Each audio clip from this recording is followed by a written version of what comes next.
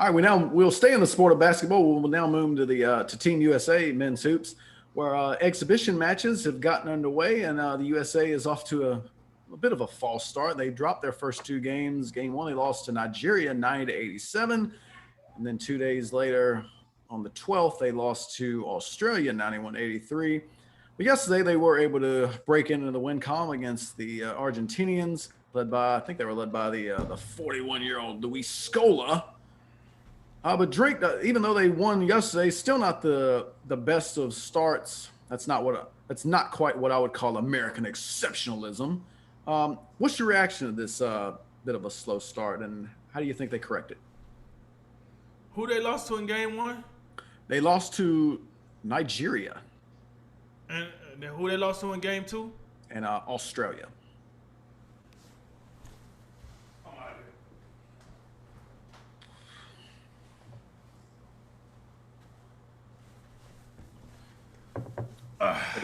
Did you just go reference a map to see where Nigeria was? No. I actually went and referenced their roster and see what that roster was. Look, here's the deal. I don't listen. Ask yourself this, right? What do you think England, the country England, how would they feel about their soccer team or their football team if you're over there? If they lost to the USA soccer team, how do you think that comes over in the country of England? I don't think it's going over too well. Let me ask you this: what if they lost to, let's say, USA and Canada? How would you think that would go? That's probably gonna be bad. So I asked you that to say. And then let's say England goes and beat Norway, and then everything is good, I guess. Anyway, so the reason I bring that up is I'm hearing a lot of, we overreacting. These are just exhibition games. This is not, the Olympics haven't even started yet. Why do we care? Nigeria? Australia? Yeah. Why do we care? What? Yeah. This is Team effing USA. What? Men's basketball? Let me tell you something. I shouldn't have to watch one game and I should know we won every game. That's just the way it is. I don't want to hear nothing about these are the best players in the world. I know. And we have the best players in the world. No doubt. Literally, we have the best players in the world. I'm not making this up. We have the best players in the world. You cannot find me another Kevin Durant or another team in the world. Find me another Kevin Durant. God dog it. You can't find me one. So you got to ask yourself, if that's the case, then what's the problem? I'm going to tell you the bleeping problem. It's this AAU basketball crap we got going on in America. That's what it is. Because AAU teaches players, listen, it's all right to play team ball, but when those lights come on, you got to do what you got to do to get to the next level. So we're going to do a lot of pick and roll, and we're going to do a lot of dive and dash. We're going to drive and just pass it to the guy that's open.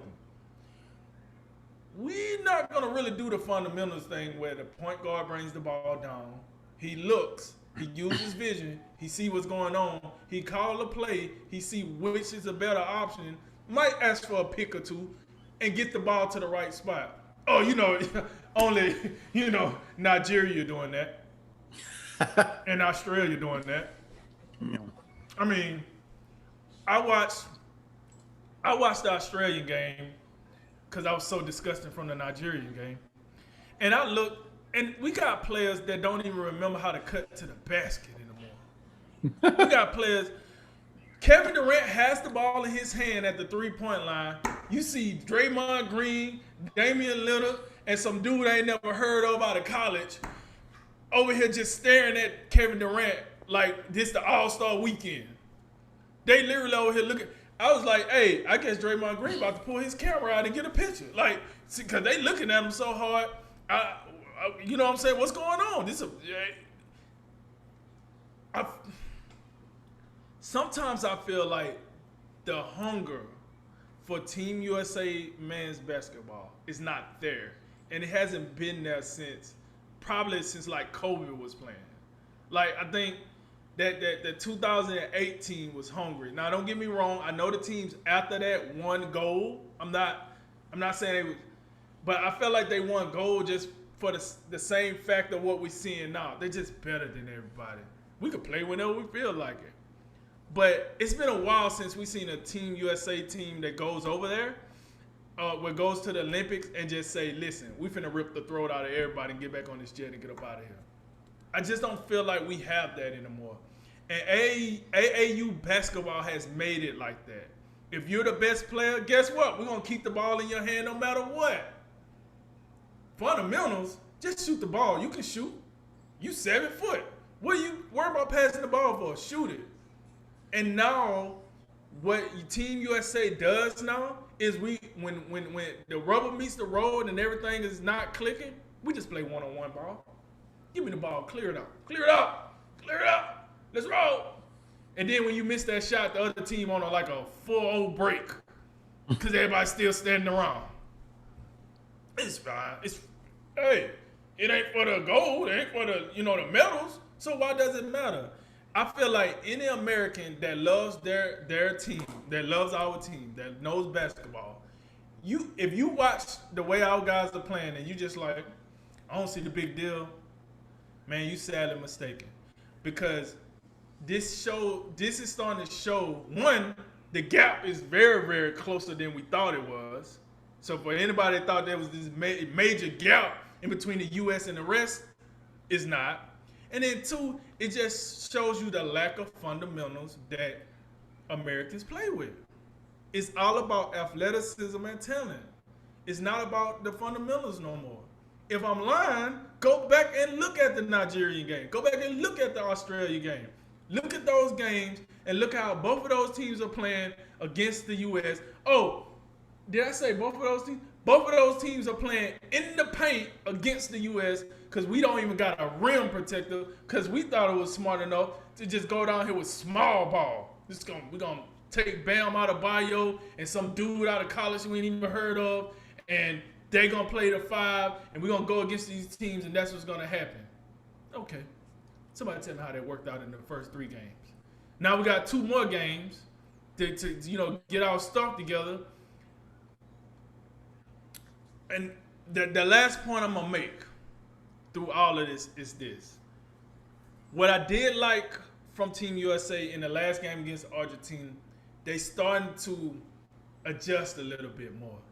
And the fact that I seen players cutting to the basket, the fact that the assist numbers are getting better, the fact that I'm starting to see players not just shoot the ball as soon as they touch it, they're actually trying to make plays. They gave me some feelings of encouragement. The problem is I need to see these last 2 games to make sure it's going to be consistent. Because you know how we do. We'll give you one good game and then we'll fall flat the next one. You know what I'm saying? It's just a little American spice on there. You know how we get down. So, with that said, I do think we can adjust to play better. I don't think this is like a permanent problem. We just got to get back to some fundamentals. Cutting to the basket. Letting the play develop. Actually running a damn play or two. And I don't know if it's because Coach Popovich, I'm sorry. I don't know if it's because, Coach Pop, I don't know what exactly he's doing. The fact that he let them construct a roster like this without a true 5 is outrageous. I don't even know how he let that fly. But, whatever it is going on with Team USA, we have to play better fundamentals. We have to take the rest of the world more serious. And once we do that, we will be just fine. We'll go back to killer instinct and we'll get people up out of here. But right now, I'm a little concerned with the loosey-goosey, laffy-taffy way of playing that we got right now. The razzle-dazzle, the drippy-drip. We worry about the wrong thing. We got to get on the same page. We got to get that continuity up. And then I think we'll be fine after that. Yeah, I don't. Since they got back on the right track against Argentina, maybe it is a good idea not to go too crazy over this, but I mean, it's still Nigeria and it's still Australia, and we still have, oh, I don't know, Kevin Durant, Damian Lillard, Jason Tatum, Bam Who else? Adebayo, Bradley Beal. You know, and then I'm looking at these other teams, and I'm actually surprised. Like I look at Nigeria's roster, there's a handful of NBA guys on here, but they ain't not Right. one All Star. I mean, Josh Okogie, Precious Achua, Gabe Vincent, Epiudo was an NBA player. You know, there ain't nothing. There's nothing overly impressive to where we need to get into excuse mode and just start making excuses for all these dudes. Oh, well, they just started playing together, and this dude, he had a ingrown toenail, and this dude, he having some adverse reaction to the COVID vaccine or whatever anybody wants to just make up to just excuse the fact that we over here holding L's to countries that ain't got no business even being in the same gym as us.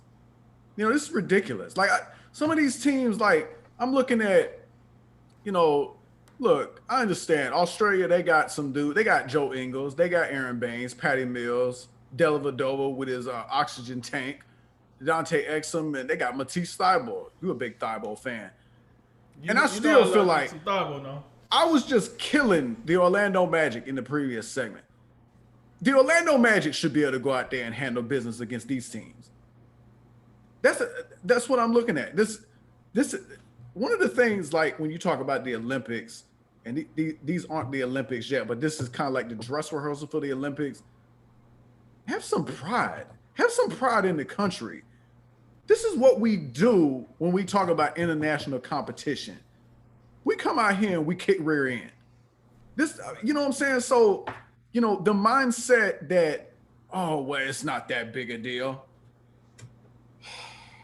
Well, when China runs the world, it won't be because of basketball, but this is just another example of something that we over here getting lax and soft about and say, well, it's not a big deal. I'd rather sit over here and talk about, which bathroom I'd like to use today. Cut this crap out. So, and I think, the Greg Popovich point, we kind of brought it up just a little bit, in the break there. Greg Popovich ain't done much recently. The last few years is starting to get a little stale. They ain't got, Aldridge and DeRozan. This ain't it. And I just want to is Greg Popovich now getting in that Stan Van Gundy range? So where, the guy's had a Hall of Fame NBA career. You could make an argument Greg Popovich, perhaps the greatest NBA coach of all time. I'm going Phil Jackson. That's just me. But Greg Popovich is up there, up there with anybody else. And, there's a debate, I think. There's a case you can make. But I think at some point it's just time. And I think, at the age of Greg Popovich and, you only, these NBA players, they stay the same age. They don't get older with you. Shaq and Duncan and Ginobili and Parker, they ain't out there with you, and they wouldn't be anywhere because they'd be with their own countries. Popovich ran it he was the first coach that went international. So I just, I don't want to get too carried away because they got on the right track yesterday. I can only imagine that they continue that, and that sometimes this happens when you bring a bunch of guys together. They're a little rusty. They've been kind of in that, taking some time off, rest up, and then these are guys that don't play together during the regular season, so they got to figure that out. But there's such a talent gap between what the USA has and the rest of these countries, especially these countries we're looking at right now. Nigeria, come on, stop. That they should still be able to, whatever troubles they have, and they kind of, a little miscommunication here, somebody doesn't set a pick here, or you don't communicate on defense, you're giving up a layup. There's such a huge talent advantage. So I can't buy into all the excuses, but they missing Middleton right now and Holiday for the finals. So maybe I feel like there's other people they missing, because some of these names on this team are just like, who are these people? And by the way, I do think there is some value when you look at, the big fellas that they have. They don't. Bam Adebayo is a modern NBA 5, but outside of that, I'm not where are the fours at? I guess Draymond's playing 4, and then outside of that, what is Jeremy Grant even doing on this team? What is this? But I'm just looking Hey, man, at like, he had a pretty good season for the Pistons. but remember the whole. I know you remember the whole Kevin Love thing. Like, oh, Kevin Love, this ain't real. Like he just the token white dude on the team. So I get the point where, man, they should have put DeAndre Ayton on this team. Yes, they should have. They should have brought both DeAndre Ayton and Kevin Love because this team ain't got a lick of size. They got no size. So I gotta imagine that. I don't know. Maybe that's gonna hurt you in the rebounding game. That still matters to win games, you know. But in the end, like, let's give them some more time. These are the exhibition games. But I swear, they come out here flopping around in the Olympics, the actual Olympics. We're gonna have a problem, and you're gonna hear from us again on this.